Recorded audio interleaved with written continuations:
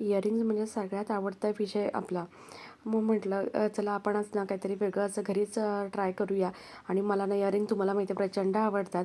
आणि इयरिंग नेहमी क्रॉस जर आपण वेअर केले, हा पिंक कलरचा ड्रेस आहे तर मी ब्ल्यू कलरचे इयरिंग्ज घातलेत.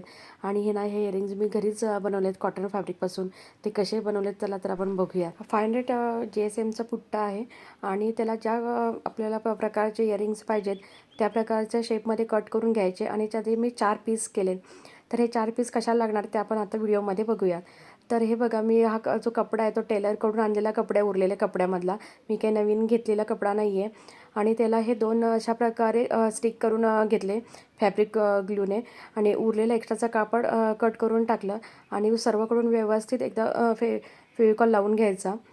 आणि लावून झाल्याच्या नंतर स्टिक करायचे. बघा, हा एक झाला इयरिंग तयार.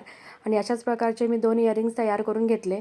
आणि मग त्याला छोटेसे मला घुंगरू पाहिजे होते खाली लावायला.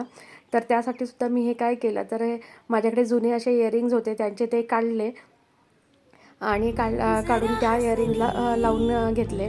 म्हणजे एकदम घरातल्या घरात असे हे इयरिंग तयार केलेत. आणि आवडल्यास चॅनलला सबस्क्राईब करा. Bye bye.